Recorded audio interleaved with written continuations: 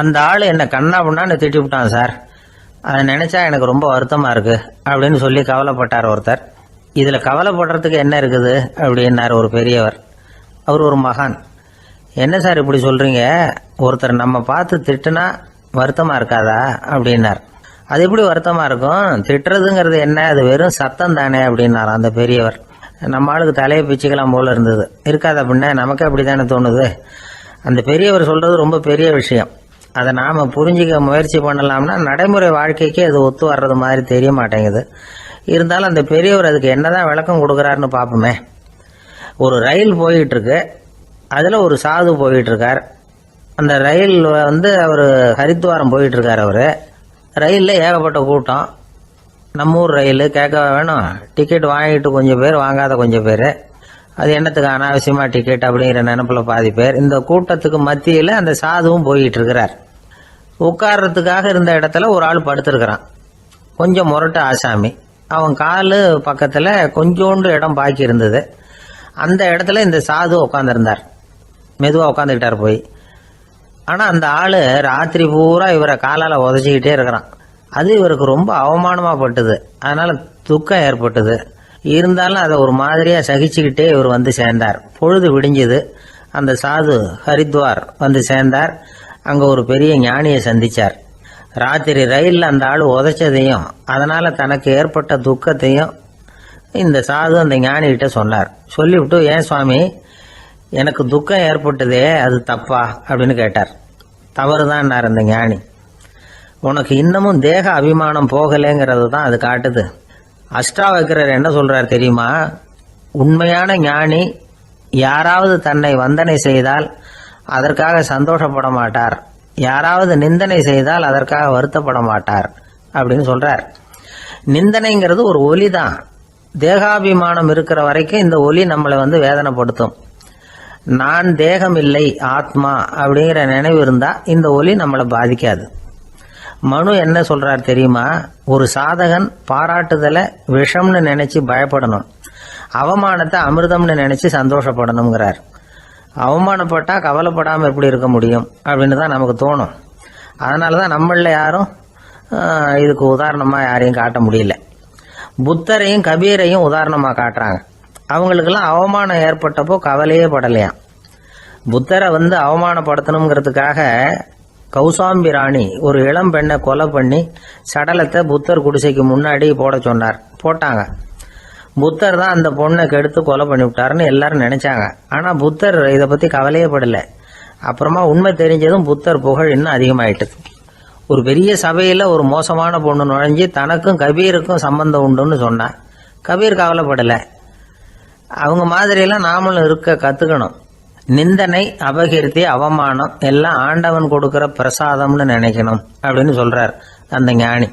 இதை கேட்ட இந்த காலத்து ஆசாமி ஒருத்தர், நான் கூட அப்படிதான் சார், யாராவது அவமானப்படுத்தினா கவலைப்பட மாட்டேன்.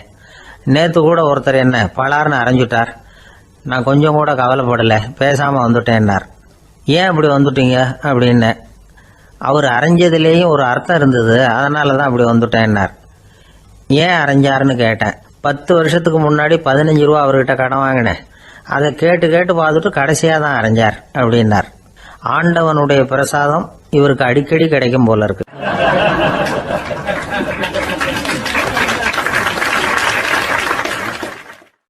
இந்த உலகமே ஒரு நாடக மேடை, நாம எல்லாரும் நடிகர்கள். இது ஞானிகள் சொல்றது. இது ஒரு பக்கம் இருக்கட்டும். இந்த உலகத்துக்குள்ள எத்தனையோ நாடக மேடைகள், எத்தனையோ நடிகர்கள், எத்தனையோ நாடகங்கள், இதெல்லாம் எப்படி ஆரம்பமாச்சு, அதுதான் இன்னைக்கு தகவல். அதாவது ஆதி மனிதன் பேச ஆரம்பிக்கிறதுக்கு முன்னாடி சைகையாலேயே எல்லாத்தையும் சொல்லிக்கிட்டு இருந்தான். அதனால அப்பவே நடிப்பு ஆரம்பமாயிட்டுது. முதல்ல ஒரு வேட்டையத்தான் அவன் நடிச்சு காட்டியிருப்பான். இவன் எப்படி போனான், எதிரில் மிருகம் எப்படி வந்தது, அதோட எப்படி சண்டை போட்டான், எப்படி அடிச்சு கொண்டுகிட்டு வந்தான், இதை அப்படியே மற்றவங்களுக்கு நடிச்சு காட்டியிருப்பான். ஏன்னா மொழி கிடையாது. இந்த காலத்துல எல்லாம் நாடகங்கள்ல நடிக்கிறவங்கள நடிகர்கள்ங்கிறோம். ஒரு காலத்துல இவங்களுக்கு என்ன பேரு தெரியுமா, திஸ்பியர்கள் அப்படின்னு பேராம். இதுக்கு காரணம் உண்டு. அதாவது 2000 வருஷத்துக்கு முன்னாடி கிரீஸ் நாட்டுல திசிவியஸ் அப்படின்னு ஒரு ஆள் இருந்தான். அவன் ஒரு பெரிய நாடக கலைஞன். அவன் சில இளைஞர்களை சேர்த்துக்கிட்டான், பயிற்சி கொடுத்தான், நாடக குழுவை உருவாக்கினான், நடிகர்களையும் நாடகத்துக்கு தேவையான பொருள்களையும் ஏற்றிக்கிட்டு போகிறதுக்கு ஒரு வண்டியையும் தயார் பண்ணான். அந்த வண்டியிலேயே அவன் கிரேக்க நாடு பூராவும் சுற்றினான், ஊர் ஊரா நாடகம் போட்டான். ஒரு ஊருக்கு போனதும் அங்கே நாடகம் நடத்த தியேட்டர் இருக்கா அப்படிங்கன்னெல்லாம் பார்க்கறது இல்லை அவன். ஏன்னா அப்போலாம் தியேட்டர்னா என்னென்ன தெரியாது. நாடகம்னா அது ஒரு மூடிய கொட்டைக்குள்ளே தான் நடத்தணுங்கிறது அப்போ யாருக்குமே தோணலை. இந்த வண்டி போகும், அதுவே ஒரு பகுதி அப்படியே ஒரு மேடை மாதிரி விரிச்சிக்கும், அதில் ஏறி நின்றுக்கிட்டு நாடகத்தை நடித்து காட்டுவாங்களாம். மக்கள்லாம் எதிரில் தரையில் உட்காந்து அதை பார்த்துக்கிட்டு இருக்கிறது. உலகத்தின் முதல் நடமாடும் தியேட்டர் இதுதானா. இந்த திசைபிஎஸ் தான் முதலாக உலகத்தில் நாடகம்ங்கிற பொழுதுபோக்கை நடத்தி காட்டினவன் அப்படின்னு சொல்கிறாங்க. அவன் சொந்தமாக நாடகம் எழுதுனா, நடித்தான், நாடகத்தை இயக்கினான். அதனால தான் அவனை first man of the theatre அப்படின்னு சொல்லுவாங்க. அவன் தான் நாடக மேடையின் முன்னோடி. கிரேக்கர் காலத்திலேயே நாடக ஆசிரியர்கள், நடிகர்கள், ரசிகர்கள் இவங்கெல்லாம் உருவாயிட்டாங்களாம். நாடகத்தின் சரித்திரத்தில் இந்த 3 பிரிவும் ரொம்ப முக்கியம். அதாவது கிரேக்க தியேட்டர்கள்லாம் திறந்த வெளி மேடைகள் தான், பெரும்பாலும் மலைச்சரிவுகள், அதுவே படிப்படியாக பண்ணியிருப்பாங்க. கீழே அரைவட்ட வடிவில் மேடை, அதுக்கு ஆர்கெஸ்ட்ரான்னு பேர். பிற்காலத்தில் இதில் உட்காந்து இசைக்குழுவினர் வாய்ச்சதுனால இசைக்குழுவுக்கே ஆர்கெஸ்ட்ராங்கிற பேர் வந்துட்டுது. இப்போ கிரேக்க தியேட்டர்களில் ஒன்று, அதோட காலம் கிமு 340. அதை இன்னமும் பாதுகாத்து வச்சிருக்கிறாங்களாம். எபிடாரஸ் அப்படிங்கிற இடத்துல அது இருக்குதான். இன்னமும் அந்த தியேட்டரை பயன்படுத்திக்கிட்டு வர்றாங்களாம்.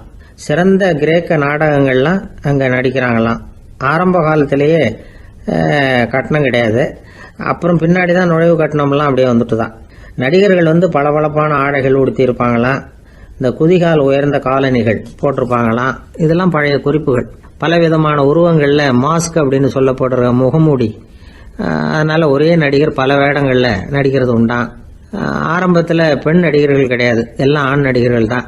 ரோமானியர்கள் தான் முதல் நிரந்தர நாடக மேடையை கட்டினவங்க, அதுதான் முதல் தியேட்டர். கிமு 1048 காலகட்டத்தில் பாம்பிங்கிற நகரத்தில் அதை கட்டியிருக்கிறாங்களாம். கிரேக்க ரோமானிய தியேட்டர்களின் அடிப்படையிலேயே இந்த இத்தாலிய வடிவ அமைப்பாளர்கள் இந்த குதிரை லாட வடிவில் ஒரு ஆடிட்டோரியத்தை உருவாக்கினாங்களாம்.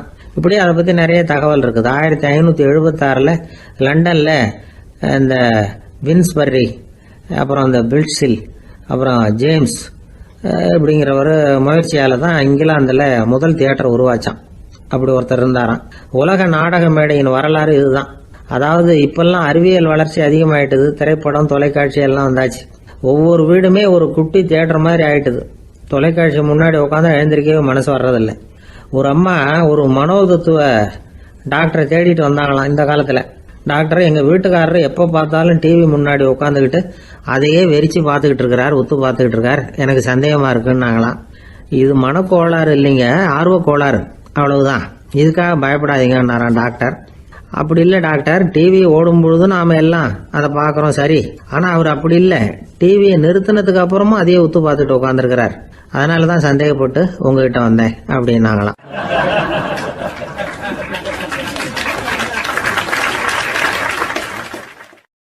ஒரு ஊரில் ஒரு ராஜா இருந்தார். பெரிய அரண்மனையில் தான் இருக்கிறார். எல்லா வசதியும் இருந்தது. இருந்தாலும் அவர் எல்லாரும் சொல்கிறது எப்படி தெரியுமா, பிச்சைக்கார ராஜா. அப்படி ஒரு பேர் அவருக்கு நிலைச்சி போச்சு.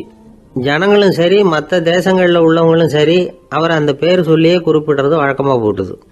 இது அவருக்கு ரொம்ப கவலையாக போச்சு. என்ன இது, நம்மளை தேடி வர்றவங்களுக்கெல்லாம் நாம் சோறு போடுறோம், நம்ம புகழ்ந்து பாடல் ஏற்றி கொண்டு வர்ற புலவர்களுக்கெல்லாம் அவங்க எப்படி வந்தாலும் ஒருவேளை சோறு போடணுங்கிறது உத்தரவு. இவ்வளவுலாம் செஞ்சும் நம்மளை போய் பிச்சைக்கார ராஜான்னு எல்லாரும் சொல்கிறாங்களே, அது ஏன், எதுக்காக இப்படி சொல்கிறாங்க?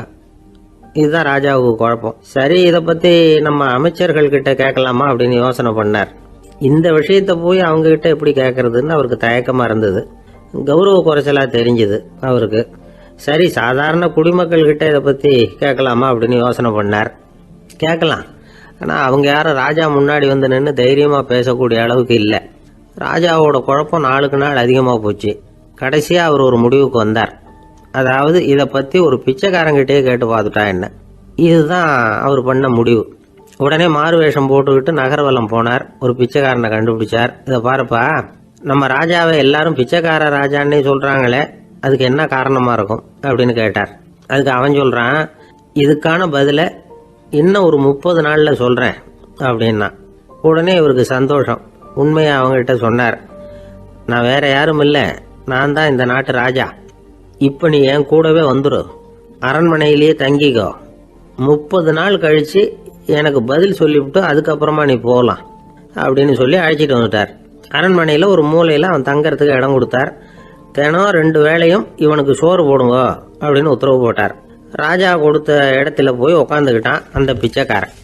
தினமும் அந்த அரண்மனையில் நடக்கிறதையெல்லாம் கவனிச்சிட்டு வந்தான். வேளைக்கு சாப்பாடு வரும், சாப்பிட்டுக்கிட்டு இருக்கான். இப்படி 30 நாள் முடிஞ்சுது. ராஜா வந்தார். என்ன, என்னோட கேள்விக்கு பதில் என்னன்னு கண்டுபிடிச்சிட்டியான்னார். கண்டுபிடிச்சிட்டேன்னா. என்ன எல்லாரும் பிச்சைக்கார ராஜான்னு சொல்றாங்களே, அது நியாயமா படுதா உனக்குன்னு கேட்டார். நியாயமா தான் படுது, சந்தேகம் இல்லாம நீங்க பிச்சைக்கார ராஜா தான். என்னதான் நீங்க வசதியோடவும் படைபலத்தோடவும் இருந்தா கூட நீங்க எங்க வர்க்கத்தை சேர்ந்த ஆசாமி தான் அப்படின்னு அடிச்சு சொல்லிவிட்டான் அந்த ஆள். என்னால் அப்படி சொல்றேன்னு கேட்டார் இவர். அரசே, ஒரு உண்மையை கண்டுபிடிச்சு சொல்றதா நான் உங்ககிட்ட சொன்னேன். நீங்க ராஜ பரம்பரைன்னா உடனே உங்க கழுத்துல கிடக்கிற முத்து மாலையை கழட்டி பரிசா கொடுத்துருப்பீங்க, பொன்னையும் மணியையும் கொடுத்துருப்பீங்க. ஆனா நீங்க அப்படி செய்யல. என்ன ஒரு மூலையில உட்கார வச்சு 2 வேளை சோறு போட சொன்னீங்க. உங்களை தேடி யார் வந்தாலும், யார் பாராட்டி பேசினாலும் அல்லது பிரச்சனைகளை சொன்னாலும் நீங்க செய்யற ஒரே காரியம் சோறு போடுறது தான். பிச்சைக்காரனுக்கு சோறு மட்டும்தான் உலகம். உங்க விஷயத்திலையும் நீங்க அப்படித்தான் நினைக்கிறதாக தெரியுது. நல்லா கவனிங்க. எந்த ஒரு பிரச்சனைக்கும் சோறு தான் முடிவுன்னு நினைக்கிறீங்க பாருங்க. நீங்க சந்தேகமில்லாத எங்களை சேர்ந்த ஆளுதான் அப்படின்னு விட்டான் அந்த பிச்சைக்காரன். அதுக்கப்புறம் தான் அந்த ராஜா தன்னுடைய தவறுகளை எல்லாம் தேர்த்திக்கிட்டாராம். பசின்னு வர்றவங்களுக்கு சோறு தான் போடணும், அது தப்பு இல்லை. பாராட்ட வர்றவங்களுக்கெல்லாம் சோத்தையே போட்டு அனுப்புனா இப்படிதான் பேர் வரும். எனக்கு தெரிஞ்ச ஒருத்தர் தினமும் யாராவது ஒருத்தரை தன் வீட்டுக்கு அழைச்சிட்டு போவார், சாப்பாடு போட்டு அனுப்புவார். முன்னறிவிப்பு இல்லாம திடீர்னு ஒரு விருந்தாளியோட வீட்டில் போய் இவர் நிக்கிறது வழக்கம். அந்த அம்மாவும் இவருக்காக தயார் பண்ணி வச்சிருந்ததை இவர் அழைச்சிட்டு வந்திருக்கிற விருந்தாளிக்கு போட்டுருவாங்க.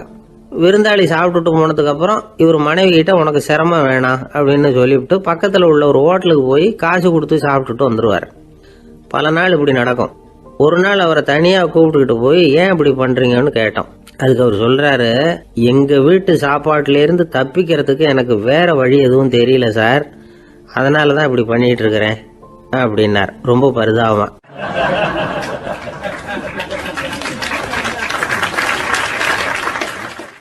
ஒரு மனுஷனுக்கு 3 விதத்துல கர்வம் உண்டாகிறதுக்கு வாய்ப்பு உண்டு. பணம், பதவி, புகழ். பணம் அதிகமாக வந்தால் கர்வம் வரலாம், பதவி பெருசாக வந்துட்டுதுன்னா கர்வம் வரலாம், புகழ் அதிகமாக போனாலும் கர்வம் வரலாம். இந்த 3 வகையான கர்வத்துக்கும் இடம் கொடுக்காம இருக்கிறாங்க பாருங்க, அவங்க தான் சிறந்த மனிதர்கள். ஒரு பெரிய பொறுப்பில் இருக்கிறவங்களுக்கு கர்வம் வந்துடக்கூடாது. அப்படி வந்துட்டுதுன்னா அது எல்லாருக்கும் இடைஞ்சல். ஒரு ராஜா இருந்தார். அவர் ஒரு நாள் தன்னுடைய தலைநகரத்தை சுற்றி வந்துக்கிட்டு இருந்தார். ஒரு இடத்துல ஒரு அழகான நிலத்தை பார்த்தார். ஆஹா, இந்த இடத்துல நமக்குன்னு ஒரு மாளிகையை கட்டினா எவ்வளோ நல்லா இருக்கும் அப்படின்னு நினச்சார். ராஜா நினச்சா அது முடியாத காரியமா? சரி, இந்த நிலம் யாருக்கு சொந்தம்னு விசாரிங்க அப்படின்னார் பக்கத்தில் இருந்தவங்கக்கிட்ட. அவங்கெல்லாம் ஓடி போய் விசாரித்தாங்க. அந்த இடம் ஒரு வயசான கிழவிக்கு சொந்தம், வயசான அம்மாவுக்கு சொந்தமாக. அந்த அம்மா தான் அதில் ஒரு குடிசையை போட்டு குடியிருந்துக்கிட்டு இருக்கிறாங்க.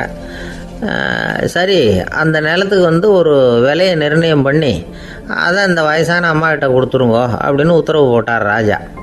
ஆனால் அந்த அம்மா, இது எங்கள் பூர்வீக இடம், இதை விற்க மாட்டேன் அப்படின்னு சொல்லிவிட்டுது.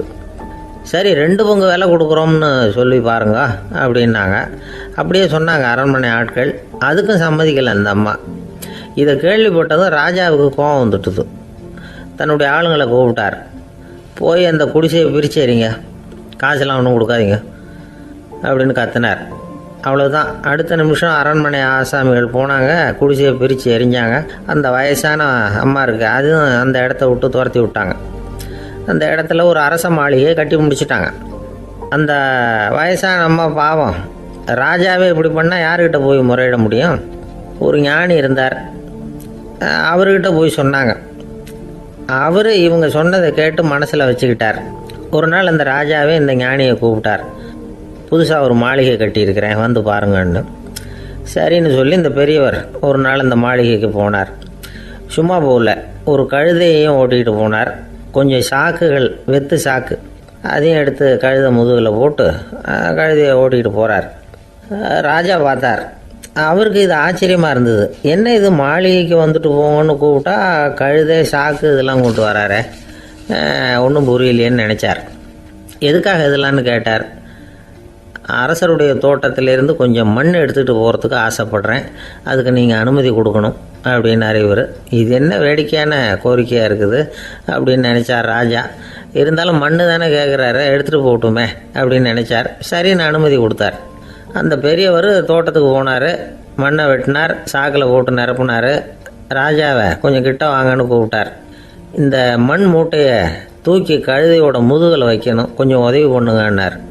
பண்ணுறேனே அப்படின்னு சொல்லி ராஜா கிட்ட போனார். மூட்டையை தூக்கி பார்க்குறாரு, முடியல, திணறி போயிட்டார். இப்போ அந்த ஞானி பேசினாராம். அரசே, இந்த ஒரு சாக்கு மண்ணையே உங்களால் தூக்க முடியல, அந்த கிழவிகிட்ட இருந்து அந்த அக்கிரமமாக அபகரித்த இந்த தோட்டம் பூராவையும் சுமக்கணும்னு ஆசைப்படுறீங்களே, அது உங்களால் முடியுமா அப்படின்னு கேட்டாராம். ராஜா யோசனை பண்ண ஆரம்பித்தார். தன்னுடைய செயலுக்காக வருத்தப்பட்டாராம். அந்த வயசான அம்மாவை உடனடியாக வரவழைச்சார். தாயே, தப்பு பண்ணிட்டேன், என்னை மன்னிச்சுக்குங்க, இன்னையிலேருந்து இந்த மாளிகையும் தோட்டமும் உங்களுக்கு தான் சொந்தம் அப்படின்னு சொல்லிவிட்டாராம். போகிறப்ப இந்த உலகத்திலேருந்து எண்ணத்தை எடுத்துகிட்டு போக போகிறோம், அதனால் ரொம்பவும் அலட்டிக்க வேண்டியதில்லை, கர்வப்பட வேண்டியதில்லை அப்படிங்கிறது ஒரு பெரிய உபதேசம். ஒரு பெரிய மனுஷன் சாக கிடந்தார், ரொம்பவும் அழுதார். ஏன் அழறீங்க அப்படின்னு கேட்டாங்க சுற்றி இருந்தவங்க. நான் சாகிறதுக்காக கவலைப்படலை, நான் நம்ம ஜனங்களுக்காக எவ்வளவோ காரியம்லாம் செஞ்சுக்கிட்டு வந்தேன். நான் செஞ்சுக்கிட்டு வந்த சேவையை இனிமேல் யார் செய்ய போகிறாங்க, அது யாரால் முடியும், அதை நினச்சி தான் அழறேன் அப்படின்னாராம். ஒருத்தர் முன்னாடி வந்தார். அதுக்காக நீங்கள் கவலைப்படாதீங்க, உங்கள் சேவையை தொடர்ந்து செய்கிறதுக்கு என்ன மாதிரி இளைஞர் பட்டாலும் தயாராக இருக்குது, இருந்தாலும் எங்கள் கவலை என்னென்னா அப்படின்னு இழுத்தார். என்ன சொல்லுங்கன்னு கேட்டார் அவர். நீங்கள் இது வரைக்கும் என்ன சேவை செஞ்சுக்கிட்டு வந்தீங்க, அதுதான் எங்களுக்கு இன்னமும் புரியாத புதிராக இருக்குது அப்படின்னாராம் அவர்.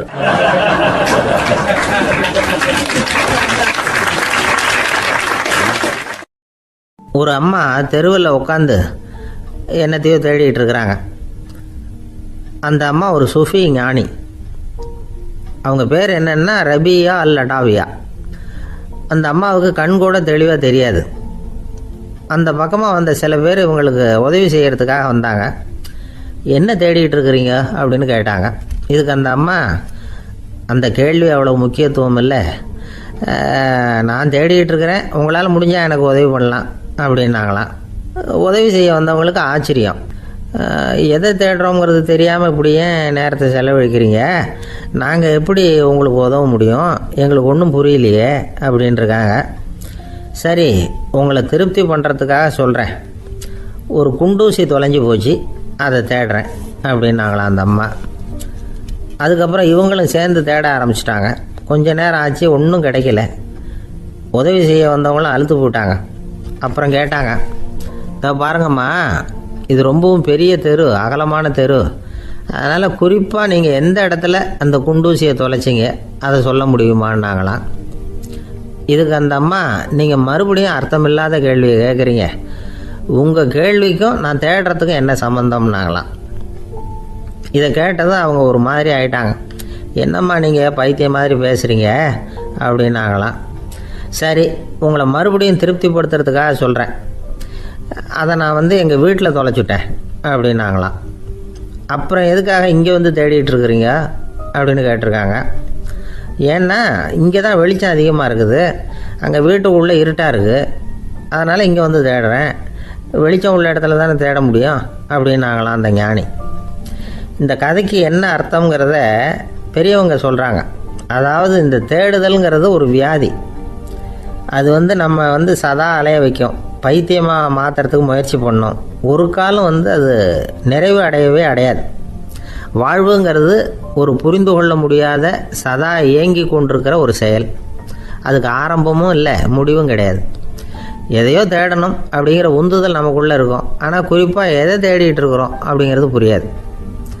அப்படி ஏதாவது ஒன்றை தேடி அடைஞ்சிடுறோம்னு வச்சுக்கோங்க, உடனே ஒரு அதிருப்தி வந்துடும். அதனால் வாழ்க்கைங்கிறது சலிப்பு நிறைந்தது அப்படிங்கிற எண்ணத்தை உண்டாக்கிக்கிறோம். ஒன்று அடைஞ்சதுக்கு அப்புறம் இன்னொன்று தேட ஆரம்பிச்சிருவோம். ஆக இந்த தேடல்ங்கிறது நாம் ஒன்று அடைஞ்சாலும் அடையாவிட்டாலும் தொடர்ந்து நடந்துக்கிட்டு தான் இருக்கும். இதுக்கு முடிவே கிடையாது. இந்த உண்மையை நாம் நல்லா புரிஞ்சுக்கணும் அப்படிங்கிறது பெரியவங்களுடைய கருத்து. ஏழையும் தேடுறான், பணக்காரனும் தேடுறான், நோயாளியும் தேடுறான், நோய் இல்லாதவனும் தேடுறான், அதிகாரம் உள்ளவனும் தேடுறான், அதிகாரம் இல்லாதவனும் தேடுறான், முட்டாளும் தேடுறான், அறிவாளியும் தேடுறான். ஆனால் யாரும் இதை தான் தேடி சாதிக்க போகிறோம், இதுதான் முடிவு அப்படின்னு திட்டவட்டமாக சொன்னதில்லை. ஒன்று அடைஞ்சதும் இன்னொன்று தேட ஆரம்பிச்சிடுறாங்க, அவ்வளோதான். அதாவது உங்களின் தேடுபவர் உங்கள் உள்ளே தான் இருக்கிறார், அவரை தேடி கண்டுபிடியுங்கள். இதுதான் ஞானிகள் நமக்கு சொல்லுகிற ஒரு ஆலோசனை.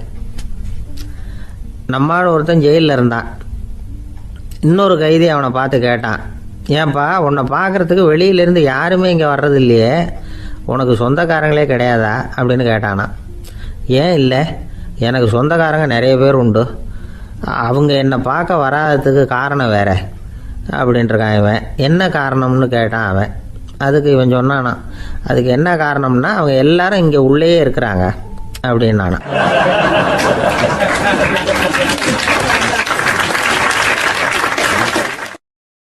ஒரு நாள் ராமர் அரசவையில் உட்கார்ந்துருக்கிறார். ராமராஜ்யம் நடந்துக்கிட்டு இருந்த நேரம். அந்த சமயத்தில் ஒரு நாய் அரச சபைக்கு வந்துதான். அது தலையில் அடிபட்டு ரத்தம். அந்த கோலத்தில் அது அங்கே வந்தது. எல்லாரும் ஆச்சரியமாக அதை பார்த்தாங்க. ராமரும் அந்த நாயை பார்த்தார். நீங்கள் வந்த காரியம் என்ன, என்ன நடந்தது, எதுவாக இருந்தாலும் பயப்படாமல் சொல்லு அப்படின்னார். உடனே அந்த நாய் மெதுவாக சொல்ல ஆரம்பிச்சுதான். ஐயா, நான் தெருவில் போய்கிட்டு இருந்தேன். வழியில் ஒருத்தர் வந்தார். அவர் வேத சாஸ்திரம்லாம் படித்த பெரியவர். அவர் எந்த காரணமும் இல்லாமல் அவர் கையில் வச்சுருந்த குச்சியால் என் தலையில் அடிச்சுட்டார். அதுதான் தலையில் ரத்தம். இதை நீங்கள் விசாரித்து தகுந்த தீர்ப்பு வழங்கணும் அப்படின்னு தான் அந்த நாய். ராமர் பார்த்தார். உடனே தன்னுடைய காவலர்களை அனுப்புனார். அந்த ஆளை எங்கே இருந்தாலும் போய் கொண்டுகிட்டு வாங்க அப்படின்னு விட்டார். காவலர்கள் போனாங்க. அந்த ஆளை பிடிச்சி கொண்டு வந்துட்டாங்க. அரண்மனைக்கு வா அப்படின்னு சொல்லி கூப்பிட்டுட்டு வந்துட்டாங்க. என்ன நடந்ததுன்னு விசாரித்தார் ராமர். அதுக்கு அந்த ஆள் சொன்னார், நான் வீதி வழியாக வந்துக்கிட்டு இருந்தேன். குறுக்க இந்த நாய் வந்தது. நான் அவசரமாக போய்கிட்டு இருந்தேன். இது எனக்கு வழி விடாமல் குறுக்க பூந்து இடைஞ்சல் பண்ணிச்சு. எனக்கு கோபம் வந்துட்டுது. அதனால் அடிச்சுட்டேன். வேத சாஸ்திரம் படித்த நான் என் வசம் இழந்து கோபப்பட்டது பெரிய தப்பு தான். அதை நான் ஒத்துக்கிறேன். குற்றத்தை ஒப்புக்கொள்கிறேன். எனக்கு என்ன தண்டனை கொடுக்கணுமோ அதை கொடுங்க, ஏற்றுக்கிறேன் அப்படின்னு விட்டார். சரி, இப்போ அந்த ஆளுக்கு தண்டனை கொடுக்கணும். என்ன தண்டனை கொடுக்கறது யோசனை பண்ணார் ராமர். அதையும் அந்த நாய்கிட்டே கேட்டார். நீயே சொல்லு, என்ன தண்டனை கொடுக்கலாம் இவருக்கு அப்படின்னார். இதுக்கு அந்த நாய் என்ன சொல்லிச்சு தெரியுமா? இவரை ஏதாவது ஒரு கோயிலுக்கு தர்மகர்த்தாவாக நியமனம் பண்ணி விடுங்க, அதுதான் இவருக்கு சரியான தண்டனை அப்படின்னுது. இதை கேட்டதும் ராமர் முகத்தில் புன்னகை. ஆனால் அங்கே இருந்த மற்றவங்களுக்கெல்லாம் ஆச்சரியம். அது எப்படி, தப்பு செஞ்சவங்களுக்கு தண்டனை கொடுக்கறது தானே நியாயம், அதை விட்டுவிட்டு தர்மகர்த்தா பதவியை கொடுக்க சொல்லுது இந்த நாய் அப்படிங்கிற ஆச்சரியம். இந்த சந்தேகத்தை அந்த நாய்கிட்டே கேட்டாங்க அங்கே இருந்தவங்க. இதுக்கு அந்த நாய் பதில் சொல்லிச்சான். நான் போன பிறவியில் ஒரு கோயிலுக்கு தர்மகர்த்தாவாக இருந்தேன். எவ்வளவோ கவனமாக எச்சரிக்கையாக தான் என்னுடைய கடமைகளை எல்லாம் செஞ்சுக்கிட்டு வந்தேன். அப்படி இருந்தாலும் சில சமயங்களில் என்னையும் மீறி கோயில் செல்வத்தை நான் அனுபவிக்கிறதுக்கு காரணமாயிட்டேன். ஒரு கோவிலுக்கு தர்மகர்த்தாவாக இருக்கிறவங்க எப்படியும் இந்த பாவத்திலேருந்து தப்பிக்கிறது கஷ்டம். அதனால தான் நான் இந்த பிறவியில் நாயாக பிறந்து இப்படி கஷ்டப்படுறேன். இதே நிலைமை இந்த ஆளுக்கும் ஏற்படணும் அப்படிங்கிறதுக்காக தான் அவரையும் ஒரு கோயிலுக்கு தர்மகர்த்தாவை நியமிக்கும்படி கேட்டுக்கிட்டேன் அப்படின்னு தான் இந்த நாய். இதிலேருந்து என்ன தெரியுது? எந்த பதவியில் நாம் இருந்தாலும் நமக்கு தெரியாமல் கூட அதை தவறாக உபயோகப்படுத்தக்கூடாதுங்கிறத இதிலேருந்து புரிஞ்சுக்கணும். இல்லைன்னா அடுத்த பிறவியில் நாயாக பிறந்து எங்கேயாவது போய் வாழை ஆட்டிட்டு நிற்க வேண்டியது தான்.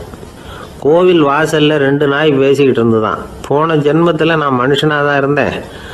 ஒரு கோவில் பூசாரி பேச்சை கேட்டுவிட்டு அவரோட கூட்டு சேர்ந்துக்கிட்டு ஆண்டவன் போட்டிருந்த நகையெல்லாம் அபகரித்து என்கிட்ட கொடுத்தாரு அவர். நான் எடுத்துகிட்டு வந்துட்டேன். திருடினது அந்த ஆள் தான், எடுத்துக்கிட்டு வந்தது தான் நான். இருந்தாலும் நான் மட்டும் நாயாக பிறந்துட்டேன். இப்போ மட்டும் அந்த பூசாரி என்கிட்ட மாட்டினா கடித்து குதறி விடுவேன் அப்படின்னு தான். அவசரப்பட்டு அப்படி செஞ்சுடாதே. பதிலுக்கு அவரும் உன்னை திருப்பி கடித்தாலும் கடிச்சிருவார். ஏன்னா அவரும் இப்போ ஒரு நாயாக தான் பிறந்திருக்கிறார் அப்படின்னு தான் இன்னொன்று. அது எப்படி உனக்கு தெரியும்னு தான் இது. நான் தானே அது அப்படின்னு தான் அந்த நாய்.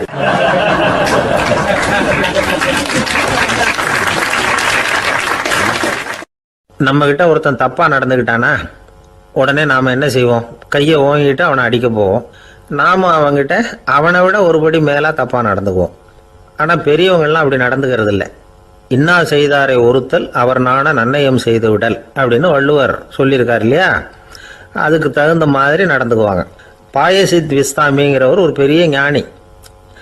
அவர் ஒரு நாள் ராத்திரி ரொம்ப நேரம் மசூதியில் இருந்துட்டு வீட்டுக்கு திரும்பி வந்துகிட்டு இருக்கிறார். வழியில் ஒரு குடிகாரன், அவன் கையில் ஒரு இசைக்கருவி, அதை கண்ணா பின்னான்னு மீட்டிக்கிட்டு வாய்க்கு வந்தபடி என்னத்தையோ பாட்டுன்னு நினச்சிக்கிட்டு பாடிக்கிட்டு அவன் பாட்டுக்கு கிடக்கிறான் வழியில். அதோடு இருந்தாலும் பரவாயில்ல, அந்த பக்கமாக வழியில் போகிறவங்க வர்றவங்களையெல்லாம் பார்த்து கண்ணா பின்னான்னு திட்டிக்கிட்டு இருக்கிறான், ரொம்ப வளர்க்குறான். பாயசீத் பிஸ்தாமிங்கிற அந்த பெரியவர் அந்த வழியாக போகிறார். அவனை பார்க்குறார். அவனுடைய நிலைமையை பார்த்துட்டு பரிதாபப்படுறார். ஏன்பா இது மாதிரிலாம் நடந்துக்கிற, இப்படி நடக்கலாமா அப்படின்னு ஏதோ கொஞ்சம் புத்திமதி சொல்கிறதுக்கு ஆரம்பித்தார். அவனுக்கு கோபம் வந்துட்டுது. கையில் வச்சிருந்த வாத்திய கருவி அதால் ஓங்கி அந்த பெரியவர் தலையில் ஒரு அடி கொடுத்தான். ரத்த காயம் ஏற்பட்டு போச்சு. அவன் கையில் இருந்த இசைக்கருவியும் அடித்த வேகத்தில் ரெண்டாக உடஞ்சி போச்சு. அவ்வளோ வேகமாக அடிச்சிருக்கான். இவ்வளவு தூரத்துக்கு நடந்து போச்சுல்ல, அந்த மாபெரும் ஞானி வாயை திறந்து ஒரு வார்த்தை கூட பேசலை. பேசாமல் தலையை பிடிச்சிக்கிட்டு அவர் பாட்டுக்கு போயிட்டார். மறுநாள் அந்த பெரியவர் என்ன பண்ணார் தெரியுமா? கொஞ்சம் இனிப்பு பண்டங்கள், கொஞ்சம் பணம், இது ரெண்டையும் ஒரு ஆள் மூலமாக அனுப்பி வச்சார் அந்த குடிகாரனுக்கு. அவனுக்கு ஒன்றும் புரியல. என்ன விவரம்னு விசாரித்தான். வந்த ஆள் ஒரு கடுதாசியை நீட்டினான். அதில் விவரம் இருந்தது. ஞானி எழுதியிருக்கிறார், இதை பாருப்பா, உங்களுடைய இசைக்கருவி உடையறதுக்கு என்னுடைய தலை காரணமாக ஆயிட்டுது. அதுக்காக நான் ரொம்ப வருத்தப்படுறேன். அதுக்காக தான் பணம் அனுப்பி வச்சுருக்கேன். வேறு புதுசாக ஒரு இசைக்கருவி வாங்கிக்கோ. அப்புறம் இன்னொரு விஷயம், நேற்றுக்கு ராத்திரி என்கிட்ட ஏகப்பட்ட கசப்பான வார்த்தைகளை பேசினேன். இதோடு அனுப்பியிருக்கிற இனிப்பு பண்டங்களை சாப்பிட்டு உன்னுடைய நாவில் உள்ள கசப்பை மாற்றிக்கோ அப்படின்னு அதில் எழுதப்பட்டிருந்தது. இந்த சமயத்தில் அவன் குடி மயக்கத்தில் இல்லை, தெளிஞ்சு போயிருந்த நேரம் அது. அதனால் அதை படித்த உடனே அவனுக்கு ரொம்ப வெக்கமாக போச்சு. தலை குனிஞ்சான், யோசனை பண்ணான். கொஞ்ச நேரத்தில் தன்னுடைய நண்பர்கள் சில பேரையும் கூப்பிட்டுக்கிட்டு நேராக அந்த ஞானி இருக்கிற இடத்துக்கு ஓடினான். அவர் காலில் விழுந்தான். அவர்கிட்ட மன்னிப்பு கேட்டுக்கிட்டான். பெரியவங்களே தெரியாமல் நான் இந்த பாவ செயலை பண்ணிவிட்டேன், என்னை மன்னிச்சுங்க. உங்களுடைய பொறுமையும் போதனையும் என்னுடைய கண்ணை திறந்துட்டுது. இனிமேல் நானும் என்னுடைய நண்பர்களும் நல்ல வழியில் திருந்தி வாழ போகிறோம் அப்படின்னா. ஞானி செய்த நன்னயம் குடிகாரனை எப்படி திருத்திருக்கு பார்த்தீங்களா? இந்த கதையை கேட்டுவிட்டு ஒருத்தர் சொன்னார், என் வாழ்க்கையில் கூட அப்படி ஒரு சம்பவம் நடந்தது சார். நானும் ஒரு நாள் ராத்திரி ஓவராக குடிச்சிட்டு ஒரு கிட்டாரை வாசிச்சுக்கிட்டு கண்ணாபின்னான்னு உளறிக்கிட்டு திட்டிக்கிட்டு இருந்தேன். அந்த சமயம் அந்த வழியாக ஒருத்தர் வந்தார். ஓங்கி தலையில் ஒரே ஒரு அடி, ரத்தம் வந்துட்டுது. அதுக்கப்புறம் என் மனசு தெரிந்துட்டுது சார் அப்படின்னார். அப்படியா என்ன ஆச்சரியமா? ஆமாம் சார், அடி விழுந்தது அவர் தலையில் இல்லை, ஏன் தலையில். வந்தவர் என்ன அப்படி அடிச்சுட்டார். மயக்கம் தெளிஞ்சதுக்கு அப்புறம்தான் எனக்கு விவரம் புரிஞ்சுது. அவர் ஒரு போலீஸ்காரர் அப்படின்னார் ரொம்ப சோகமா.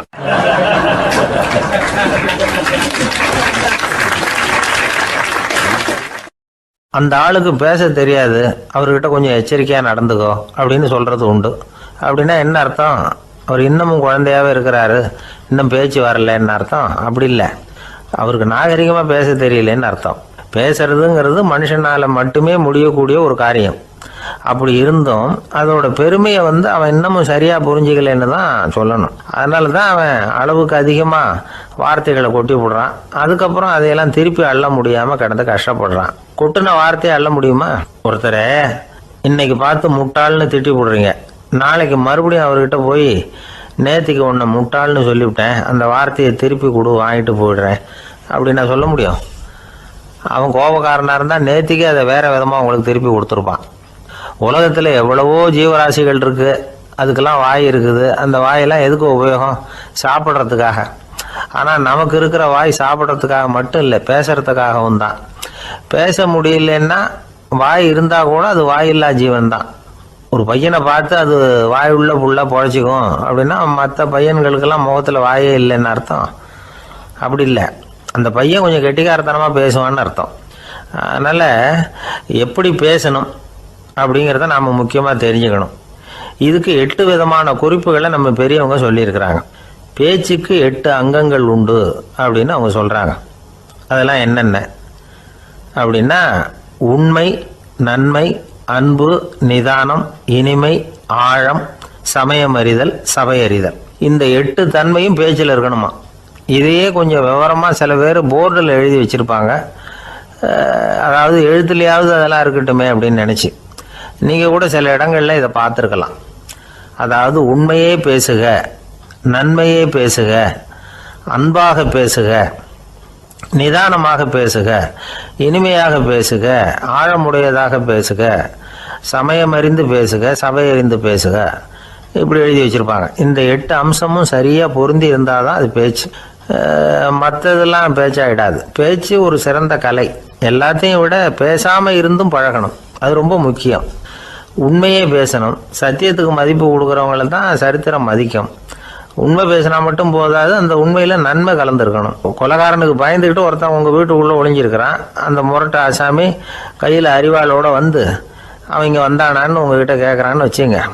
உண்மைதான் உயர்வு தரும் அப்படின்னு நினச்சிக்கிட்டு, ஆமாம் உள்ளே தான் இருக்கிறான், அடுப்பங்கரையில் குதிருக்கு பின்னாடி உட்காந்துருக்கிறான், போய் பிடிச்சிட்டு போங்க அப்படின்னு நான் சொல்லுவீங்க. அது நன்மை இல்லாத உண்மை. அதனால் பிரயோஜனம் கிடையாது. அதே மாதிரி உங்கள் பேச்சில் அன்பு இருக்கணும், நிதானம் இருக்கணும், இனிமை இருக்கணும், சிந்தித்து பேசணும், சமயம் அறிந்து பேசுகிறதும் முக்கியம். அதை பற்றி நமக்கு வேறு யாரும் சொல்லிக் கொடுக்க வேண்டியதில்லை. எந்த நேரத்தில் யாருக்கிட்ட எப்படி பேசினா காரியம் நடக்கும் அப்படிங்கிறது நமக்கு நல்லா தெரியும். அது கைவந்த கலை.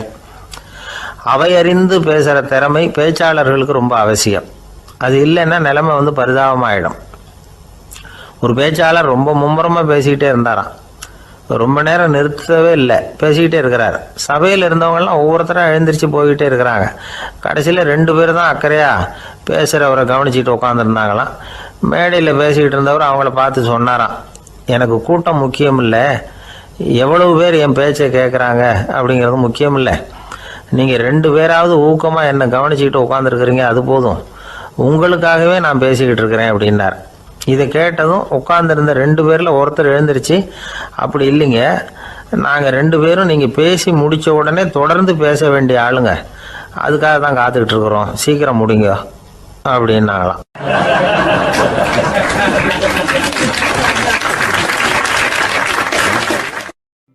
இந்த காலத்து புள்ள ஒருத்தன் தன்னோட அப்பாவை பார்த்து சொன்னான், அப்பா, நான் உனக்கு உதவி செய்யலாம்னு நினைக்கிறேன், என்ன உதவி செய்யணும்னு சொல்லு அப்படின்னா.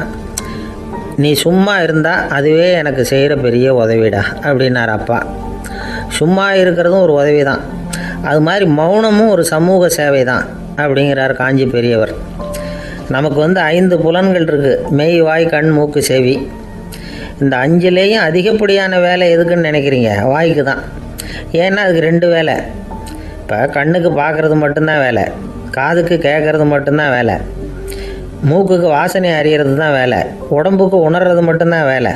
ஆனால் வாய் அப்படி இல்லை, அதுக்கு 2 வேலை. சாப்பிட்றதும் அதுதான், பேசுகிறதும் அதுதான். அதாவது வாய் ஒன்று தான் கர்மேந்திரியமாகவும் இருக்குது, ஞானேந்திரியமாகவும் இருக்குது அப்படின்னு சொல்லுவாங்க. சாப்பாட்டில் உட்காந்தா எந்தெந்த ஆகாரம் என்னென்ன ருசின்னு அறிவிக்கிற வேலையும் செய்யுது. சபையில் உட்காந்தா பாடுறது, பேசுறது, சிரிக்கிறது, இது மாதிரியான வேலையும் செய்யுது. இன்னொரு வித்தியாசம், கண்ணு, காது, மூக்கெல்லாம் ஸ்ட்ரெயின் பண்ணிக்கிட்டு வேலை செய்கிறதில்ல. ஒரு ரோஜா பூவை பார்த்தா உடனே மூக்கு அப்படியும் இப்படியும் அசைய ஆரம்பிக்கிறதில்ல. ஒரு சங்கீதத்தை கேட்ட உடனே காது ஆட ஆரம்பிக்காது. ஆனால் வாய் அப்படி இல்லை, அது பேசினாலும் சரி சாப்பிட்டாலும் சரி அசைஞ்சு தான் ஆகணும். ஆக மற்றதை விட வாய்க்கு வேலை ஜாஸ்தின்னு தெரியுது. சாப்பிட்றது, பேசுறது அப்படின்னு 2 காரியம் அதுக்கு. இப்படி 2 காரியம் இருக்கிறதுனால அது 2ஐயும் பாதியாக குறைச்சிக்கணுங்கிறது கடவுள் அபிப்பிராயமாக இருக்கணும் அப்படிங்கிறார் காஞ்சி பெரியவர். ஆனால் இப்போ நாம் அப்படியே நடந்துக்கிறோம், அதுக்கு நேர்மாறாக நடந்துக்கிறோம். நாம் சாப்பிட்றதும் அதிகம், பேசுகிறதும் அதிகம், 2 வேலையையும் தேவைக்கு அதிகமாகவே செய்கிறோம். வாய் தான் ரொம்ப ஓவர் ஒர்க்குடு. அதுக்கு ஓய்வு கொடுத்தா உடம்பும் நல்லாயிருக்கும், உலகமும் நல்லாயிருக்கும். மௌன விரதம் இருக்கிறதெல்லாம் எதுக்காக நினைக்கிறீங்க? இதுக்காக தான். இந்த காலத்தில் மௌனமாக இருக்கிறவங்கெல்லாம் மகத்தான தொண்டு செய்கிறாங்க அப்படின்னு தான் சொல்லணும். சத்தம் அதிகமாக போய் தான் சவுண்டு பொல்யூஷன் வருது. அது மட்டும் இல்லை, மௌனமாக இருந்தால் சண்டை சச்சரவே வராது. மௌனம் கலக நாஸ்தி. ஆக இதுவும் ஒரு சமூக சேவை தான். நமக்கு தான் வாய் இருக்குதுங்கிறதுக்காக வசமாக சாப்பிட்றதும் தப்பு, வளவளன்னு பேசுகிறதும் தப்பு. ஒரு கருத்தை சொல்கிறதுக்கு ஒரே ஒரு சொல்லு போதும் அப்படின்னு இருக்கும்பொழுது 2 சொற்களை செலவு பண்ணாதே. எவ்வளவு சொன்னாலும் அதனால் ஒரு பயனும் விளையாது அப்படின்னு தெரிய வருமேயானால் அந்த ஒரு சொல்லையும் விரயம் பண்ணாதே அப்படிங்கிறார் ஒரு அறிஞர். எல்லா குணங்கள்லேயும் மௌனம்தான் சிறந்தது அப்படிங்கிறார் ஒருத்தர். மௌனமாக இருக்கிறது மூலமாக மற்றவர்கள் குறைகளை நம்மளால் தெரிஞ்சிக்க முடியும். அதே சமயத்தில் நம்மக்கிட்ட இருக்கிற குறைகளை மற்றவங்களுக்கு தெரியாமல் மறைச்சிக்கவும் முடியுங்கிறார் அவர். உண்மைதானே? ஒரு பெரிய மேடை பேச்சாளர், பொது வாழ்க்கையில் 25 வருஷ காலமாக ஈடுபட்டிருக்கிறவர். அவர் மனைவி ஒரு நாள் சொன்னாங்க, எங்கள் வீட்டுக்காரர் 25 வருஷ காலமாக பொது வாழ்வில் ஈடுபட்டிருந்தா கூட இந்த மாதம் 10ஆம் தேதியிலேருந்து தான் மக்களுக்கு சேவை செய்ய ஆரம்பிச்சிருக்கார் அப்படின்னு நாங்கள் ரொம்ப பெருமையாக. 10ஆம் தேதிக்கு அப்படி என்ன விசேஷம் அப்படின்னு கேட்டோம். அன்னையிலேருந்து தான் அவர் மேடையில் பேசுகிறத நிறுத்தினார் அப்படின்னாங்க அந்த அம்மா.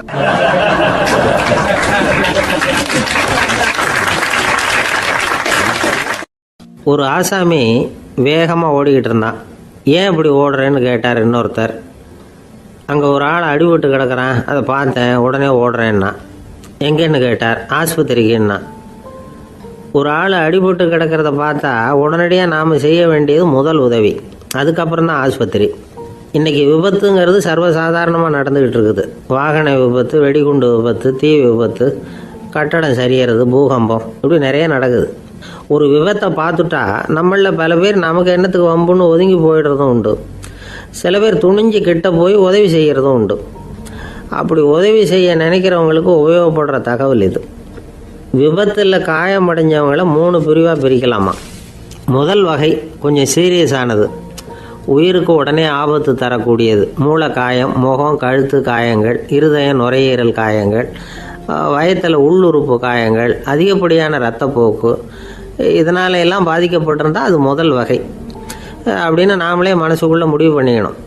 இவங்களுக்கெல்லாம் உடனடியாக முதல் உதவி கொடுக்கணும். தாமதப்படுத்தாமல் ஆஸ்பத்திரிக்கு கொண்டுகிட்டு போயிடணும். இப்படி கொஞ்சம் எச்சரிக்கையாக நடந்துக்கிட்டால் அவங்களில் பல பேரை காப்பாற்றி போடலாம். 2வது வகை எப்படின்னா, முதல் உதவி விரைவாக கிடைச்சா உயிர் பிழைக்கக்கூடிய மார்பு காயங்கள், கைகால் எலும்பு முறிவு, இடுப்பு முதுகெலும்பு காயம், சீரான இரத்த சேதம், இப்படிப்பட்டவங்களை 2வது வகையாக பிரிக்கணும். ஆபத்து இல்லாத சிராய்ப்புகள், சிறு காயங்கள், இரத்த உறைவுகள், இதனால் பாதிக்கப்படுறவங்க 3வது வகை. ஒருத்தர் தலையில் அடிபட்டு நினைவு விழுந்துட்டாருன்னு வச்சுங்க, அவருக்கு வாந்தி வர்றதுனால புறையேறி மூச்சு அடைப்பு உண்டாகும். இப்படி ஆகாமல் இருக்கிறதுக்காக தலையை ஒரு பக்கமாக சாய்ச்சி வைக்கலாம். நாடி துடிப்பையும் இதய துடிப்பையும் தொட்டு பார்க்கணும். அது குறைஞ்சிருந்தாலும் சரி, நின்று இருந்தாலும் சரி, அவர் மார்பை நிமிஷத்துக்கு 80 தடவை உள்ளங்கையால் அழுத்தி இதய துடிப்பை மீட்கிறதுக்கு உதவி பண்ணணும். கழுத்தில் காயம்பட்டாலும் ஆபத்து அதிகம். கழுத்துக்கு அடியில் ஒரு துண்டை மடித்து வைக்கலாம். 2 பக்கமும் சின்ன தலையணை அல்லது துணி மடிப்புகளை வச்சு கழுத்தை அதிகமாக அசையாமல் பார்த்துக்கலாம். முதுகெலும்பு முறிஞ்சிருக்குமோ அப்படிங்கிற சந்தேகம் இருந்ததுன்னா அவரை அதிகமாக அசைய விடக்கூடாது. அதிகமாக அசைஞ்சால் தண்டு இடத்துல பாதிப்பு ஏற்பட்டு கைகால் விளங்காமல் போயிடும். அவரை ஒரு கனமான போர்வை இல்லைன்னா பாயில் படுக்க வச்சு 4 பேர் மெதுவாக தூக்கி மருத்துவ உதவிக்கு அனுப்பி வைக்கலாம். கையெலும்பு முறிஞ்சிருந்தால் முறிஞ்ச பாகத்தை உடம்போடு சேர்த்து அசையாமல் கட்டி போடலாம். கால் எலும்பு முறிஞ்சிருந்தால் மற்ற காலோடு சேர்த்து கட்டி போடலாம். முறிஞ்ச பாகம் தொங்காமல் பார்த்துக்கணும், அப்போ தான் வீக்கம் உண்டாகாமல் இருக்கும். வெட்டு காயம், குண்டடிப்பட்ட காயம், இதிலெல்லாம் ரத்தப்போக்கு அதிகமாக இருக்கும். ரத்தம் வெளியேற ஆபத்து அதிகம். சுத்தமான துணியை பல மடிப்புகளை மடித்து காயத்தின் மேலே வச்சு அழுத்தமாக ஒரு 10 நிமிஷம் பிடிச்சிக்கணும். ரத்தம் நின்ன உடனே காயத்துக்கு கட்டு போடலாம். சில சமயம் காயம்பட்ட பாகத்தை உயரமாக தூக்கி பிடிச்சிக்கிட்டா தான் ரத்த கசிவு நிற்கும். இந்த விவரங்களையெல்லாம் கொஞ்சம் மனசில் வாங்கி வச்சுக்கிட்டோம்னா சமயத்தில் உதவும். ஏன்னா இந்த காலத்தில் விபத்து எந்த ரூபத்தில் எப்போ வரும்னு யூகிக்கவே முடியல. நண்பர் ஒருத்தர் சொன்னார், நேற்றுக்கு பாருங்கள் சார், என் கண்ணு முன்னாடியே ஒரு சின்ன விபத்து நடந்ததுன்னார். என்னன்னு விசாரித்தோம். ஒரு பஸ்ஸில் வந்துக்கிட்டு இருந்தேன். அந்த பஸ்ஸில் பின்பக்கம் படி ஓரமாக நின்றுக்கிட்டு இருந்த ஒருத்தர் ரோட்டில் விழுந்துட்டார். டிரைவர் அதை கவனிக்கலை, நிறுத்தாமல் அவர் பாட்டுக்கு போகிறாருனார். கண்டக்டர் உடனே விசில் கொடுத்து பஸ்ஸை நிறுத்த வேண்டியது தானே அப்படின்னோம். அதுதான் சார் முடியாமல் போச்சுன்னார் அவர். ஏன்னு கேட்டாங்க. தவறி கீழே விழுந்ததே அந்த கண்டக்டர் தான் சார் அப்படிங்கிறார்.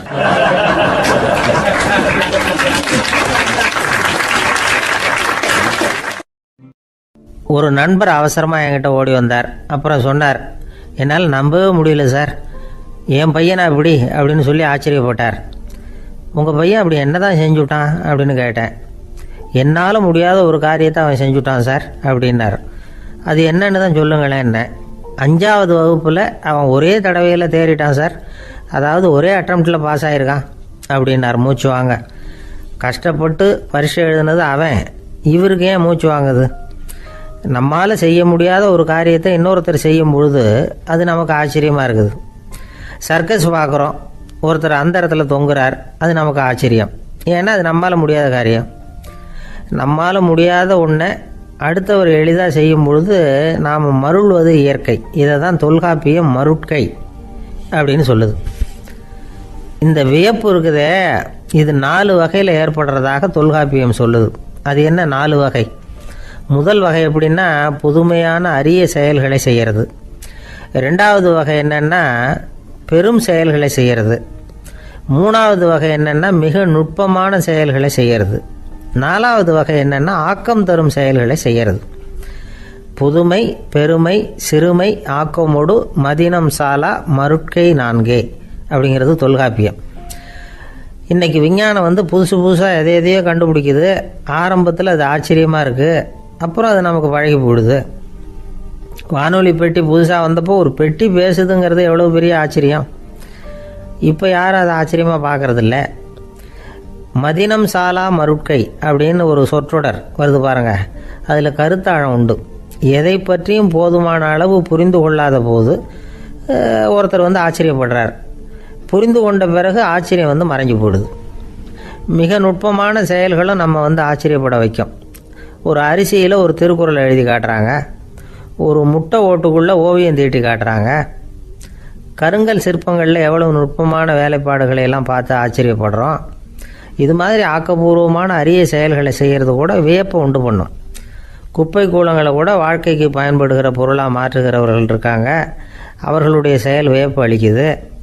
இடைக்காட்டு சித்தர் பாடின 30 நூலில் வர்ற ஒரு பாடல், ஆற்றல் பிறர் அறிதலின் அகம் கிளர்வு உறுதலின் கற்று அறி பாணர் கழுமிய கோடலின் தோற்றம் உருகவே போற்றல் சால் வியப்பே.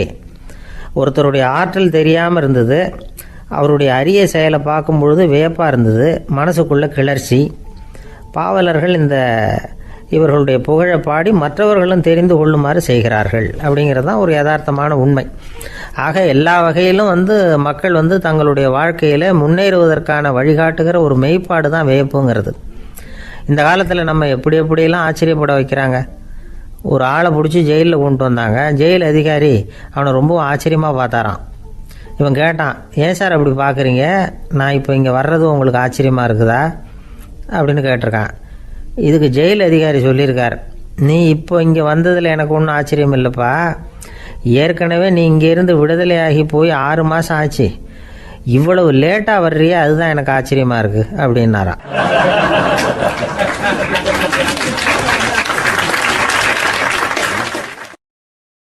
ஆஃபீஸை முடிஞ்சு வீட்டுக்கு போகிற சமயத்தில் ஒருத்தர் கடைக்கு போய் ஸ்வீட் வாங்கினார். சரி, வீட்டுக்கு பிள்ளைங்களுக்கு தான் வாங்கிட்டு போகிறார் அப்படின்னு மற்றவங்க நினச்சாங்க. அவர் அப்படி செய்யல. அந்த இடத்துலையே பொட்டலத்தை பிரித்தார். திருட மாதிரி அப்படியே சுற்றி ஒரு தரம் பார்த்துக்கிட்டார். யாரும் தெரிஞ்சவங்க இல்லைங்கிறத முடிவு பண்ணிவிட்டு அவசரமாக அதை அப்படியே போட்டு முழுகிவிட்டு கையை தொடச்சிக்கிட்டு நல்ல பிள்ளை மாதிரி நடந்து போக ஆரம்பிச்சிட்டார். அவர் யாருன்னா, அவரோட பிரச்சனை எல்லாருக்கும் தெரியாது, சில பேருக்கு தான் தெரியும். அதாவது அவர் உடம்பில் சர்க்கரை இருக்குதுன்னு டாக்டர் சொல்லிவிட்டாராம். அதனால் வீட்டில் சர்க்கரையே இவர் கண்ணில் காட்டுறதில்ல.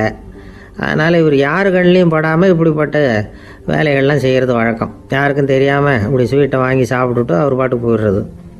இப்படிப்பட்டவங்களுக்கெல்லாம் கொஞ்சம் ஆறுதலான தகவல் இன்றைக்கி.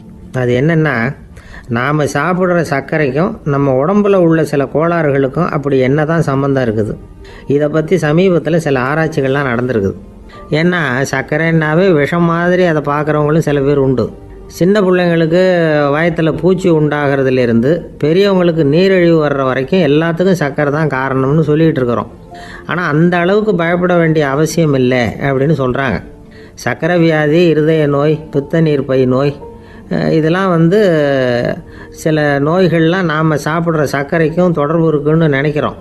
ஆனால் அப்படி சம்பந்தம் உண்டுங்கிறதுக்கு போதுமான அளவுக்கு ஆதாரம் இல்லை அப்படிங்கிறாங்க ஆராய்ச்சியாளர்கள். ஒரே ஒரு சம்பந்தம் தான் உறுதியாக இருக்குதான். அதுவும் இந்த பல் சிதைவு அப்படின்னு இருக்கு இல்லையா, அந்த சர்க்கரை சாப்பிட்றதுக்கும் இந்த பல் சிதைவுக்கும் சம்மந்தம் இருக்குது அப்படிங்கிறத மட்டும் உறுதியாக சொல்கிறாங்க. சர்க்கரைன்னா நாம் சாப்பிட்ற ஜீனி மட்டும் இல்லை, பழம், காய்கறி, பால், தேன் இப்படி எல்லாத்துலேயும் அது இருக்குது. கேரட்டு கொடுக்குற சத்தில் 88% சர்க்கரை, ஆப்பிள் கொடுக்குற சக்தியில் 95% சர்க்கரை. இது ஜீனி சர்க்கரை, இது ஆப்பிள் சர்க்கரை அப்படிங்கிற வித்தியாசம்லாம் உடம்புக்கு கிடையாது. ரெண்டுமே உடனடியாக சக்தி கொடுக்குது. ஒரு ஸ்பூன் சர்க்கரையில் 16 கலோரி தான் சத்து இருக்குது. அதிகமாக சர்க்கரை சாப்பிட்டா நீரிழிவு வந்துருங்கிறது தப்பான ஒரு அபிப்பிராயம். டயபெட்டிஸுங்கிறது ஒரு மெட்டபாலிக் டிசார்டர், அவ்வளவுதான். அதாவது நாம் சாப்பிட்ற சர்க்கரையை நம்ம உடம்பு திறமையாக உபயோகப்படுத்திக்க முடியல அப்படின்னு அர்த்தம். அதனால தான் அதிகமாக இனிப்பு வேணாம்னு சொல்கிறோம். ஏற்கனவே உடம்பால் முடியாத ஒன்றை மறுபடியும் அது தலையில் சுமத்தி அதிகமாக வேலை வாங்க வேணாமே அப்படிங்கிறதுக்காக தான். ஆகாரத்தில் அதிகமாக சர்க்கரை இருந்தால் அதனால் உடனே சர்க்கரை வியாதி வந்துடும்ங்கிறதுக்கு விஞ்ஞான ரீதியாக போதுமான ஆதாரம் இல்லை. அதனால் எப்போவாவது அதிகமாக ஸ்வீட்டு சாப்பிட்டுட்டா ஐயோ அதிகமாக சாப்பிட்டோமோ என்ன பண்ண போகுது தெரியலையே அப்படின்னு நினச்சி மனசை போட்டு குழப்பிக்க வேண்டியதில்லை. பொதுவாக எதுவுமே அதிகமாக வேண்டாம், எல்லாம் சீராக இருந்தால் போதும். நீரிழிவுங்கிறது புதுசாக வந்துட்ட ஒரு நோய் இல்லை, ரொம்ப காலமாகவே இருக்கிற ஒன்று தான். நம்ம முன்னோர்கள் இதை மதுமேகம் அப்படின்னு சொல்லுவாங்க. அதை கட்டுப்படுத்துறதுக்கு அவங்களே சில வழிமுறையை சொல்லி வச்சுருக்கிறாங்க.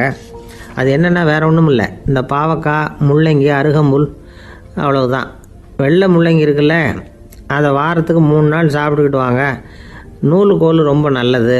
இல்லைன்னா முள்ளங்கி சாறு 1 ounce சாப்பிட்டுட்டு வரலாம். ரத்தத்தில் சேர்கிற சர்க்கரை அளவு இதெல்லாம் கட்டுப்படுத்துது. சிறுநீரில் காணப்படுகிற சர்க்கரை அளவையும் சமநிலைப்படுத்துது. தினமும் ஆகாரத்தில் கோதுமை, கேழ்வரகு, வெந்தயம், கருவேப்பிலை, சோயாபீன்ஸ் எது கிடைக்குதோ சேர்த்துக்கலாம். இப்படிலாம் செஞ்சுக்கிட்டு வந்தால் அப்புறம் வீட்டுக்கு தெரியாமல் கடையில் போய் நின்றுக்கிட்டு ஸ்வீட் வாங்கி திருட்டுத்தனமாக சாப்பிட வேண்டிய அவசியமே உங்களுக்கு வராது. 2 ஆசாமிகள் கடற்கரையில் உட்காந்து சாவகாசமாக பேசிக்கிட்டு இருந்தாங்களாம். ஒருத்தர் சொன்னார், இன்னொருத்தருக்கு தெரியாமல் ஸ்வீட்டு சாப்பிட்றதே எப்பவும் இடைஞ்சல் தான் சார். நேற்றுக்கு பாருங்கள் அப்படி தான் சாப்பிட்டுக்கிட்டு இருந்தேன், வீட்டுக்காரி கண்ணில் போட்டுவிட்டுது, அதுக்கப்புறம் ஒரே ரகலையாக போச்சு அப்படின்னாரா. எனக்கு கூட அப்படி தான் சார் ஆகிட்டுது, ஒரே ரகலை அப்படின்னாரா இன்னொருத்தர். நீங்கள் சாப்பிட்டதும் உங்கள் வீட்டுக்காரங்க கண்ணில் போட்டுவிட்டுதா சார் அப்படின்னு கேட்டிருக்காரு இவர். அதுக்கு அவர் சொன்னாராம், அப்படி இல்லை சார், கடைக்காரர் கண்ணில் போட்டுவிட்டுதோ, நான் அவருக்கு தெரியாமல் அந்த ஸ்வீட்டை அவர் கடையிலேருந்து எடுத்திருந்தேன் அப்படின்னு விளக்கம் கொடுத்தாராம் இந்த ஆள்.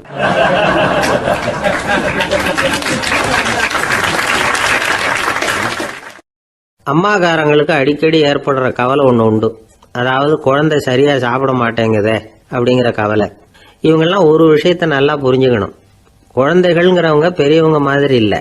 அவங்க கடிகாரத்தில் மணியை பார்த்துட்டு சாப்பிட்றதுக்கு உட்கார்ற ரகம் கிடையாது. பசிச்சா சாப்பிடுவாங்க, இல்லைன்னா விளையாடுவாங்க அல்லது தூங்குவாங்க. அது புரியாமல் அவங்கள கட்டாயப்படுத்தி அல்லது மிரட்டி சாப்பிட வைக்கிறது ரொம்ப தப்பு. ஒரு 8 மாத குழந்தைக்கு 3 மணி நேரத்துக்கு ஒரு தடவை பசிக்கும். அந்த நேரம் பார்த்து சாப்பாடு கொடுத்தா அடம் பண்ணாமல் அது பாட்டுக்கு சாப்பிட்றோம். அதே குழந்தைக்கு 1 வயசு ஆகிறப்போ 4 மணி நேரத்துக்கு ஒரு தடவை பசிக்கும். இந்த வயசுல இயற்கையாகவே பசி குறைஞ்சிருக்கும். அது புரியாமல் என் குழந்தை முன்னாடி மாதிரி இப்போ சரியாக சாப்பிட மாட்டேங்கிறான் அப்படின்னு சில பேர் டாக்டர்கிட்ட போய் சொல்லிக்கிட்டு இருப்பாங்க. இன்னொரு விஷயம், ஒரு குழந்தைக்கு வயசு அதிகமாகிற வேகத்துக்கு உடம்பு எடையும் அதிகமாகிக்கிட்டே போகாது. உடம்பு எடை அதிகமாகிற வேகம் குறைஞ்சிக்கிட்டே வரும். 6 மாத குழந்தைக்கு ஒரு வாரத்தில் 150 கிராம் எடை கூடும். ஒரு வயசில் வாரத்துக்கு 71 கிராம் எடை கூடும். இது புரியாமல் அதிகமாக சாப்பாட்டை கொடுத்து குழந்தைய கஷ்டப்படுத்தக்கூடாது. ஏன்னா அளவுக்கு மீறின உணவு அஜீரணத்தை உண்டு பண்ணிவிடும். குழந்தைக்கு ஒரு தட்டில் கொஞ்சமாக ஆகாரத்தை வச்சு கொண்டுகிட்டு போய் கொடுக்கணும். மலை மாதிரி குவிச்சு வச்சா அதை பார்த்ததுமே பசி அடங்கி போயிடும். அடித்து மிரட்டி பயமுறுத்தி குழந்தைய சாப்பிட வைக்கிற பழக்கம் இருக்குது பாருங்க, அதுக்கு ஃபுட் ஃபோர்ஸிங் அப்படின்னு பேர். இப்படி பண்ணினா குழந்தைக்கு சாப்பாட்டில் விருப்பம் குறைஞ்சிரும், அதை கண்டாவே வெறுக்க ஆரம்பிச்சிடும். அது மாதிரி உளம் சார்ந்த பசி குறைவு, சைக்கோஜெனிக் அனோரெக்சியா, அது ஏற்படுமா. சாப்பாடுங்கிறதே ஒரு தண்டனை மாதிரி தோணும். குழந்தைகளுக்கு பிடிச்ச மாதிரியான ஆகாரத்தை கொடுக்கணும். சத்து அதிகம் இருக்குங்கிறதுக்காக அதுக்கு பிடிக்காத ஆகாரத்தை கொடுத்து கட்டாயப்படுத்தக்கூடாது. குழந்தைகளுக்கு 2 வயசு ஆகிறப்போ இயற்கையாகவே எதிர்மறை குணம் உண்டாகும். அதாவது அந்த எதிர்மறையாக பேசுறது. இது மாதிரி சமயங்களில் நாம் என்ன சொல்கிறோமோ அதுக்கு நேர்மாறாக நடந்துக்கும். ஏட்டிக்கு போட்டி, சாப்பிட சொன்னால் விளையாட போவோம், விளையாட சொன்னால் சாப்பாடு கேட்கும். இதை புரிஞ்சுக்கிட்டு நடந்துக்கணும். குழந்தை சொன்ன பேச்சை கேட்கலேன்னு கோவப்படக்கூடாது.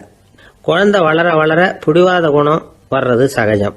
கேட்டதை வாங்கி கொடுத்தாதான் சாப்பிடுவேன் அப்படின்னு பிடிவாதம் பண்ணும். வாங்கி கொடுத்து விடுறது தான் உத்தமம். நீங்களும் அதுகிட்ட பிடிவாதம் பண்ணிட்டு இருக்கக்கூடாது. ஏன்னா கேட்டது கிடைக்கலையேங்கிற ஏமாற்றம் கூட குழந்தையோட பசியை குறைச்சிரும். கேட்டது கிடைச்சிட்டா பசி அதிகமாகும். கொடுத்ததை மளமளன்னு சாப்பிட்றோம். குழந்தைகளுக்கு கண்ட கண்ட நேரத்தில் சாப்பிட்றதுக்கு எதையாவது வாங்கி கொடுத்துக்கிட்டு இருந்தா சாப்பாட்டு நேரத்தில் சாப்பிடாம அடம் பண்ண ஆரம்பிச்சிடும். பள்ளிக்கூடம் போகிற பிள்ளைங்க காலை உணவை சரியாக சாப்பிட மாட்டாங்க.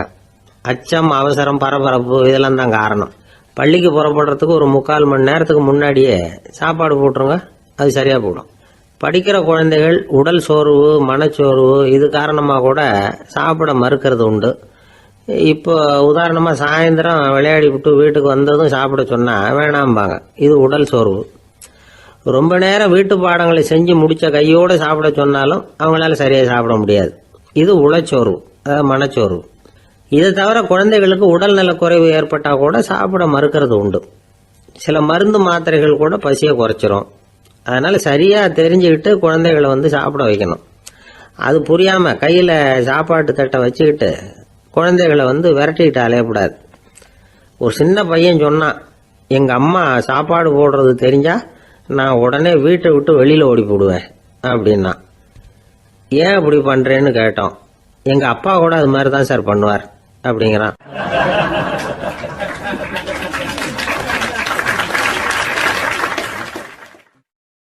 ஒரு அரசனும் அமைச்சரும் ஒரு நாள் ரொம்ப சாவகாசமாக பேசிக்கிட்டு இருந்தாங்களாம். அரசன் அமைச்சரை பார்த்து ஒரு கேள்வி கேட்டிருக்கார். ஏங்க அமைச்சரே, ஆசை இல்லாத ஒரு மனுஷனால இருக்க முடியுமா அப்படின்னு. ஏன் முடியாது, துறவி அப்படிங்கிறவங்கெல்லாம் அப்படிப்பட்டவங்க தானே அப்படின்னாராம் அமைச்சர். அவங்கெல்லாம் உண்மையிலேயே ஆசையை விட்டவங்க தானே அப்படின்னு கேட்டாரா ராஜா. அப்படிதான் இருக்கணும் அப்படின்னாராம் அமைச்சர். அப்படின்னா ஆசையே இல்லாத ஒரு உண்மையான துறவியை நான் பார்க்கணுமேன்னார். அது என்ன பிரமாதம், அதுக்கு நான் ஏற்பாடு பண்ணுறேன் அப்படின்னுட்டார் இவர். சொல்லிவிட்டு உடனே புறப்பட்டு போனார். அங்கே தேடினார். அப்புறம் தான் அவருக்கு புரிஞ்சுது உண்மை துறவியை கண்டுபிடிக்கிறது எவ்வளவு கஷ்டமான காரியம்னு. இருந்தாலும் ராஜா கிட்ட சொல்லியாச்சே உண்மை துறவியை காட்டுறேன்னு. இப்போ என்ன பண்ணுறது? ராஜா கிட்ட சொன்னபடி நடக்கலைன்னா அவருக்கு கோபம் வந்துடும். அமைச்சர் ஒரு யோசனை பண்ணார். அவருக்கு ஒரு வழி தெரிஞ்சுது. அதுதான் சரின்னு முடிவு பண்ணார். அதாவது அந்த ஊரில் அவருக்கு தெரிஞ்ச நாடக நடிகர் ஒருத்தர் இருக்கிறார், நல்லா நடிப்பார். அவரை போய் பார்த்தார். இதை பாருப்பா, எனக்காக நீ ஒரு காரியம் செய்யணும்னார். என்னன்னு கேட்டார் அவர். நீ ஒரு துறவி மாதிரி கொஞ்ச நேரத்துக்கு நடிக்கணும். ராஜா உன்னை பார்த்துட்டு போகிற வரைக்கும் நடி, அது போதும். அதுக்காக உனக்கு 10,000 ரூபா தரேன் அப்படின்னார். அவர் எந்த காலத்தில் இவ்வளவு பணத்தை மொத்தமாக பார்த்துருக்கார். அதனால் உடனே சரின்னு ஒத்துக்கிட்டார். அமைச்சர் அரண்மனைக்கு திரும்பி வந்தார். என்ன அமைச்சரே, இன்னுமா ஒரு உண்மையான துறவி கிடைக்கலன்னார். உண்மையான துறவி ஒருத்தரை இப்போ தான் கொஞ்ச நேரத்துக்கு முன்னாடி பார்த்து பேசிவிட்டு வர்றேன்.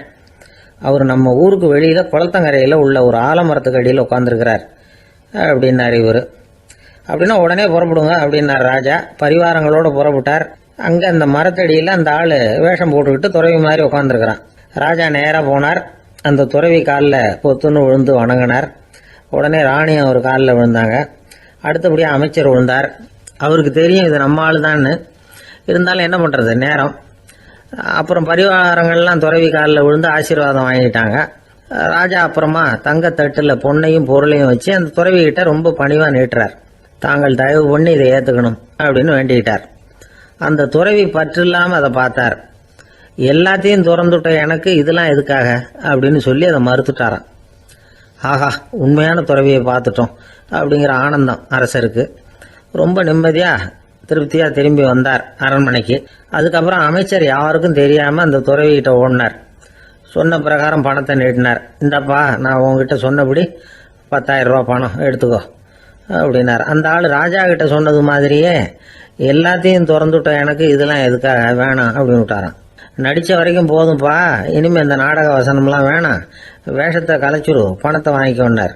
இல்லைங்க, இது வேஷம் இல்லை, இது வசனமும் இல்லை, இது உண்மை. கொஞ்ச நேரம் துறவி மாதிரி நடித்ததுக்கே இந்த தேசத்து ராஜா, ராணி, அமைச்சர், பரிவாரங்கள் எல்லாம் என் காலில் விழுந்து வணங்குறாங்க. அப்படின்னா உண்மையான துறவியா இருக்கிறது எவ்வளவு பெருமையான விஷயம். நான் உண்மையான துறவியா ஆக போறேன், அப்படி முடிவும் பண்ணிட்டேன் அப்படின்னார் அந்த நடிகர்.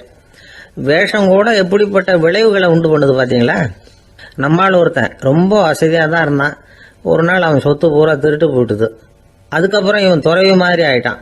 ஊர் ஊரா சுத்தினான். ஒரு குருநாதரை தேடி கண்டுபிடிச்சான். அவர்கிட்ட சீடனா சேர்ந்துக்கிட்டான். அவனை பார்த்து ஒருத்தர் கேட்டார், நீ உண்மையான சீடன் தானான்னு. இல்லைங்க, சீடன் மாதிரி நடிச்சுக்கிட்டு இருக்கிறேன் அப்படின்னா. அது குரு துரோகம் இல்லையா அப்படின்னு கேட்டார் அவர். இல்லைங்க, நான் பண்ணது குரு துரோகம் இல்லை, என் குரு பண்ணது தான் துரோகம். என்னுடைய பணத்தை கொள்ளையடிச்சது இவர் தான். அதை எங்க வச்சிருக்காருன்னு கண்டுபிடிக்கிறதுக்காக தான் இவர்கிட்ட வந்து சீடனா சேர்ந்திருக்கிறேன் அப்படின்னானா.